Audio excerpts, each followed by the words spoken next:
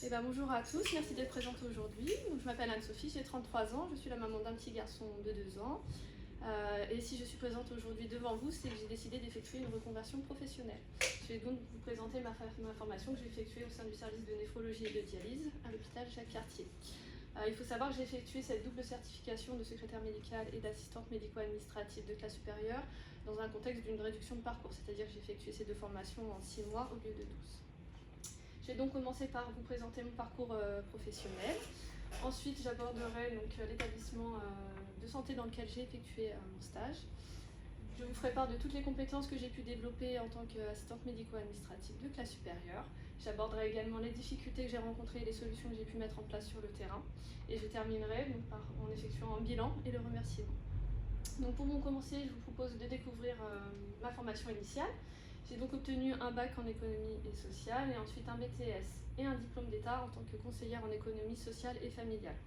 Suite à ça, j'ai donc exercé durant 11 ans dans le champ de la protection de l'enfance, d'abord en tant que référente sociale dans un hôtel social, puis en tant que coordinatrice au sein d'un centre maternel et enfin en tant qu'éducatrice spécialisée dans un service d'accompagnement en milieu familial, où je suis toujours salariée.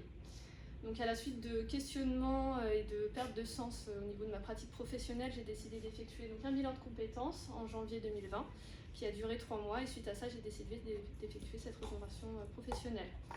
J'ai donc obtenu le financement de cette formation par le biais du CPF de transition professionnelle en août 2020 et j'ai débuté ma formation au sein du centre à Glisse le 1er octobre 2020. Voilà, donc je vais vous présenter la structure dans laquelle j'ai pu effectuer mon stage, donc au sein de l'hôpital privé Jacques-Cartier, situé à Massy en Essonne, et plus particulièrement dans le service de néphrologie qui assure des temps de consultation externe et dans le service de dialyse qui assure 2 techniques de suppléance rénale, la dialyse péritonéale et l'hémodialyse. Concernant l'équipe, donc vous avez ici l'organigramme et plus particulièrement en bleu toute l'équipe de dialyse. Donc il y a une cadre de santé qui encadre l'équipe, une secrétaire médicale, donc Aurélie Vidette ici présente, une équipe de 13 infirmiers, 3 ASH qui s'occupent des patients et toute l'équipe travaille en collaboration avec 2 néphrologues, donc le docteur Ferracaré et le docteur Kial. L'ensemble du service est sous la direction d'une directrice des soins infirmiers qui est située dans les étages de l'hôpital.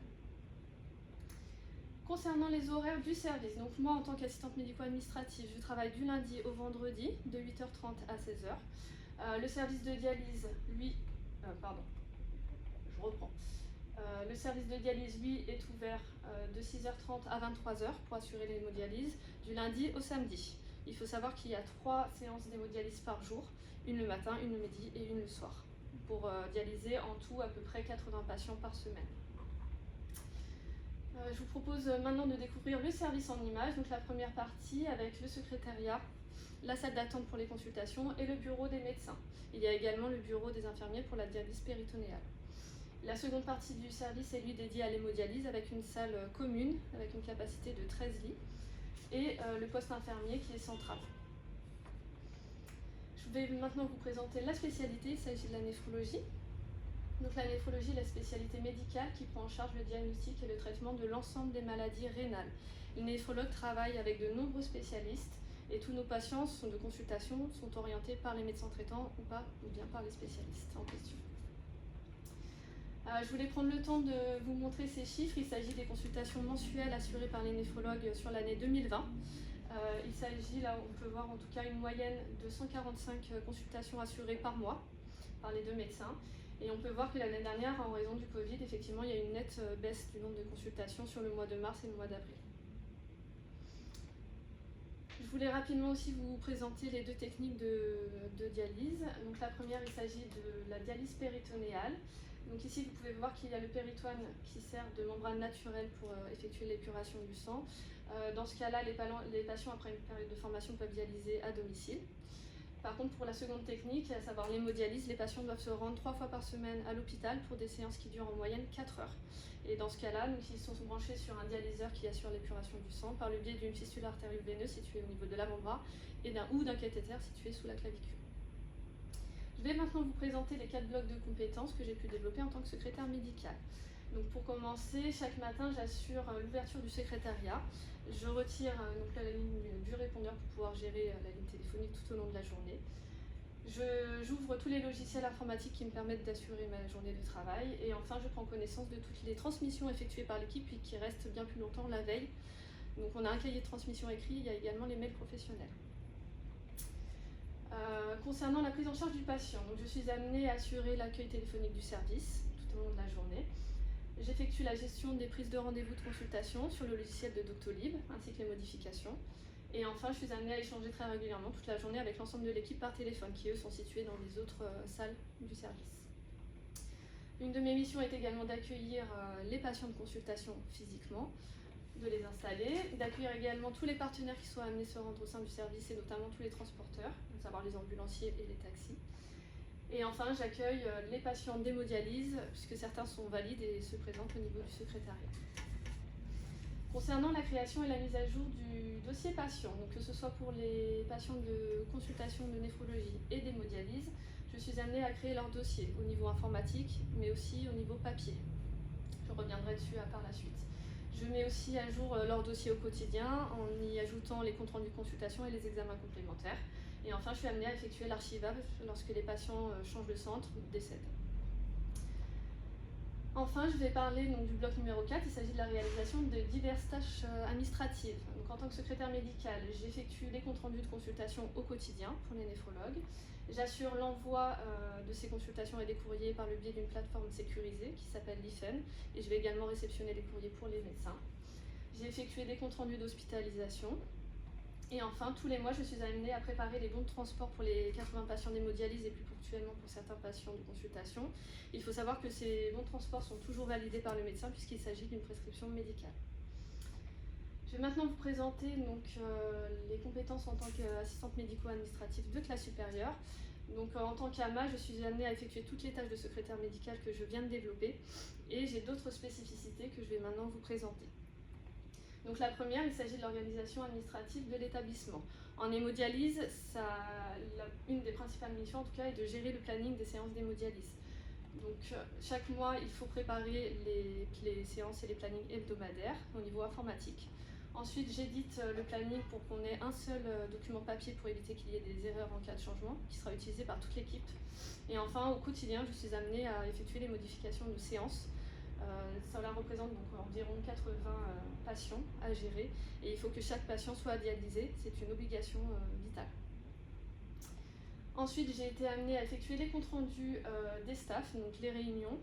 Il y en a une assurée par le médecin, donc des staffs médicales, et une assurée par la cadre de santé, il s'agit des réunions de service.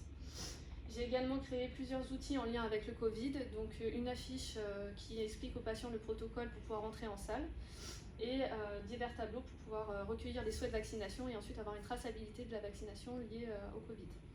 Et enfin, j'ai aidé la cadre de santé pour réaliser ce livret d'accueil qui faisait partie des attentes de la certification pour l'hôpital, donc vous l'avez avec vous. Et ce livret est remis aux patients lors de l'entretien de mise en dialyse. Donc justement, concernant la certification, il s'agit là d'un enjeu important qui va arriver au mois d'avril, donc ce mois-ci. Donc actuellement, on a 80 classeurs papier pour les patients et on nous a demandé de passer au sans papier. Donc il a fallu informatiser ces classeurs. Donc j'ai donc créé un protocole écrit qui explique aux infirmiers toutes les étapes pour pouvoir scanner et informatiser les dossiers. Et j'ai ensuite formé toute l'équipe. Donc là, il s'agit des attentes en tant qu'encadrement et management auprès des équipes.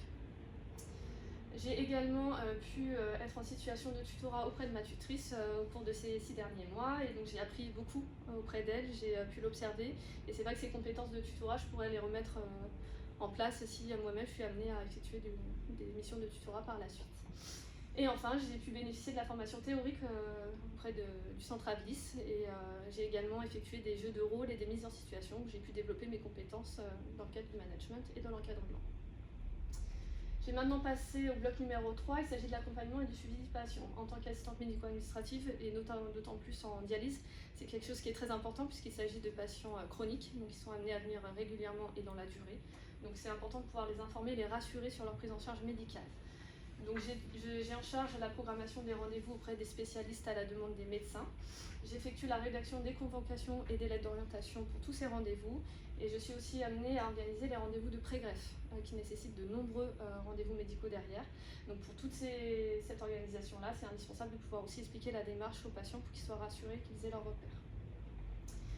Et enfin, plus ponctuellement, en tant qu'AMA, j'ai été amenée à effectuer les entretiens de mise en dialyse avec la cadre de santé pour expliquer le protocole et l'arrivée en dialyse, puisqu'il s'agit d'un changement assez conséquent dans leur quotidien.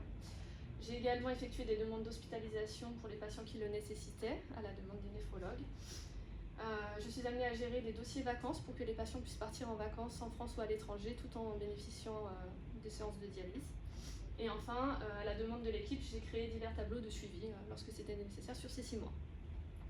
Je vais maintenant vous parler de la gestion comptable de l'établissement de santé. Il faut savoir qu'il y a un service propre à la facturation au sein de l'hôpital.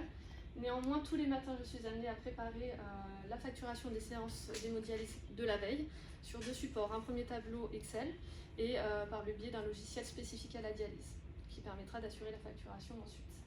Et chaque semaine, je dois préparer les numéros de séjour qui vont permettre d'effectuer les facturations des prélèvements biologiques de la semaine à suivre. Et j'édite les étiquettes qui vont servir donc aux infirmiers en salle. Donc si je peux faire aussi le bilan des difficultés que j'ai pu rencontrer sur le terrain, pour moi la première chose ça a été l'écriture des médecins. C'est vrai que c'est pas évident de pouvoir déchiffrer, donc pour ça j'ai lu les comptes rendus avec l'aide de ma tutrice dans un premier temps et j'ai rédigé tout au long de ces 6 mois tous les jours des comptes rendus. Donc j'ai pu gagner en autonomie et comprendre leur écriture. La seconde difficulté était pour moi que dans les bilans, il y a de nombreux éléments de biologie et les unités n'étaient pas toujours notées par le médecin. Donc pour gagner là aussi en autonomie et surtout en rapidité, j'ai créé un répertoire des éléments avec leurs unités que j'ai affiché au-dessus de mon bureau. Comme ça visuellement j'avais un repère accessible. Et enfin il m'a fallu plusieurs semaines pour pouvoir bien comprendre l'articulation entre les consultations des néphrologues et tout ce qui était hémodialyse et dialyse, qui est assez conséquent. Donc pour pouvoir trouver aussi mes repères et comprendre, j'ai eu un temps d'observation, j'ai pu aller en salle voir les soins, j'ai pu faire des entretiens avec les infirmières, je n'ai pas hésité à poser des questions lorsque je ne comprenais pas. Et puis au fur et à mesure de la pratique, j'ai pu vraiment comprendre le fonctionnement de ce service. Je voulais prendre juste une minute rapidement pour parler des compétences qui pour moi sont essentielles en tant qu'AMA. Il faut être organisé au quotidien, c'est indispensable d'avoir une bonne capacité de mémorisation puisque les informations qui circulent sont assez importantes. Il faut être efficace dans son travail, parce que là aussi il y a une grosse charge de travail au quotidien. Et enfin, c'est indispensable d'avoir une bonne communication, puisqu'en tant qu'AMA, on a un poste central auprès des patients et de l'équipe médicale. Donc si je peux faire le bilan de cette expérience, je peux dire que ma reconversion est finalement possible. Il s'agit pour moi de 6 mois qui ont été vraiment intenses mais formateurs, qui m'ont permis de confirmer mon choix de reconversion professionnelle et qui me donnent des perspectives d'avenir, puisque j'ai pu signer une promesse d'embauche. Et je débuterai donc en tant qu'assistante médico-administrative de classe supérieure en cardiologie dans le même établissement au mois de mai. Je vais maintenant passer aux remerciements. Donc j'ai pris cette image, c'est assez symbolique. C'est vrai que tout seul, j'aurais pas pu y arriver. Je vais essayer de garder. Je suis désolée. Respirez. Je suis désolée. C'est mignon, donc. Il s'agit pour moi d'une expérience qui a été un vrai chamboulement. Je voulais donc remercier mon conjoint et mes proches. Je suis désolée. Merci. Qui m'ont permis d'être disponible et de sortir de cette reconversion professionnelle. Je voulais remercier le Centre Avis qui m'a permis de faire un parcours réduit, donc sur 6 mois, qui a répondu à mon profil et à mes attentes, et qui a permis d'assurer aussi le maintien de la continuité pédagogique malgré les circonstances. Je suis désolée. Je voulais remercier l'équipe de néphrologie et de dialyse qui ont été vraiment bienveillants et qui m'ont accueillie. Et surtout ma tutrice Aurélie Villette. Je suis désolée. Qui a été bienveillante, qui a été pédagogue et qui m'a permis vraiment de faire un stage à responsabilité. Et, vraiment, j'ai pu gagner en compétences. Donc merci beaucoup, une nouvelle fois. Voilà, je m'arrête là. Je vous remercie pour votre écoute.